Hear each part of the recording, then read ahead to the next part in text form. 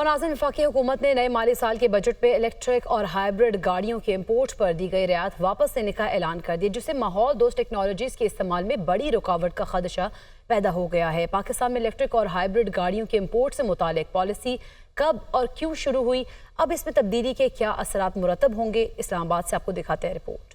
دنیا fossil fuel سے جان چھڑانے لگی، مگر پاکستان میں الٹی گنگا بہنے لگی۔ پاکستان کی ماحول دوست پالیسی مقصد کے حصول سے قبل ہی دم توڑنے لگی۔ 10 سال قبل مالی سال 2013-14 کے بجٹ میں 1200 سی سی تک کی ہائیبرڈ گاڑیوں کو امپورٹ ڈیوٹی سے مستثنا قرار دیا گیا تھا، جبکہ 1200 سے 1800 سی سی تک ہائیبرڈ گاڑیوں کی امپورٹ ڈیوٹی میں 50% رعایت دی گئی تھی۔ اس پالیسی کے مقاصد میں آئل امپورٹ بل میں کمی کے ساتھ ساتھ ماحولیاتی آلودگی کو بھی کم کرنا تھا۔ اس کے بعد automotive industry development and export policy 2021-2026 بنائی گئی، جس کے مطابق حکومت کو فیول ایفیشنٹ اور ماحول دوست ٹیکنالوجی کو فروغ دینا تھا۔ مگر مالی سال 2024-25 کا بجٹ پیش کرتے ہوئے وزیر خزانہ محمد اورنگزیب نے اعلان کیا کہ چونکہ ملک میں ہائیبرڈ گاڑیوں کی تیاری شروع ہو چکی ہے، اس لیے الیکٹرک اور ہائیبرڈ گاڑیوں کی درآمد پر دی گئی رعایت ختم کی جا رہی ہے۔ اس فیصلے پر رد عمل دیتے ہوئے سینیٹر فیصل وافڈا نے سینٹ میں اظہار خیال کرتے ہوئے کہا کہ صرف ایک کمپنی کو فائدہ پہنچانے کے لیے الیکٹرک اور ہائیبرڈ گاڑیوں کی درآمد پر دی گئی چھوٹ ختم کی جا رہی ہے۔ الیکٹرک کارز کے اوپر بھی ڈیوٹی امپوز کر دی۔ مشورہ یہ تھا کہ جی اگر الیکٹرک کارز بنیں گی تو ہم ان پہ ڈیوٹیز امپوز کر دیں گے۔ ابھی تو بننا شروع نہیں، دور دور تک کوئی نظر نہیں آ رہا بننے کے لیے، لیکن ہم نے ان پہ امپوز کر دی کہ ایک پالیسی کے تحت جس کے اندر آپ ایک طبقے کو فائدہ دے رہے اور ایک طبقے کو نقصان ملا رہے، وہ نقصان ہمارا بائی اینڈ لارج پورے ملک کا ہے۔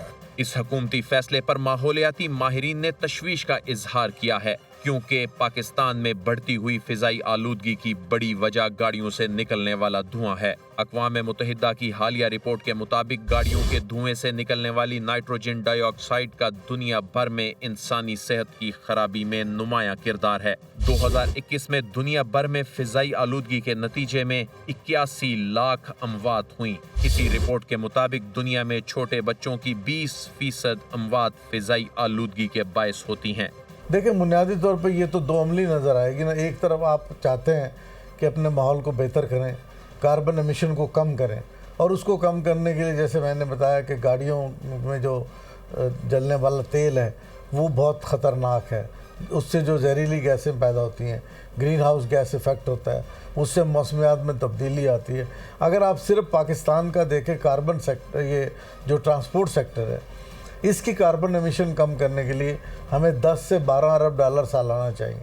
ایک تحقیق کے مطابق دنیا بھر میں ہائیبرڈ کار مارکیٹ کا حجم 203 ارب ڈالر سے تجاوز کر چکا ہے، جس میں اگلے 6 برسوں میں 11.7% اضافہ متوقع ہے۔ ماہرین کا کہنا ہے کہ پاکستان میں مقامی انڈسٹری ہائیبرڈ اور الیکٹرک گاڑیوں کی ڈیمانڈ پوری کرنے کی صلاحیت نہیں رکھتی۔ ماحول دوست پالیسی اپناتے ہوئے الیکٹرک اور ہائیبرڈ گاڑیوں کی امپورٹ سے متعلق فیصلے پر نظر ثانی کی ضرورت ہے۔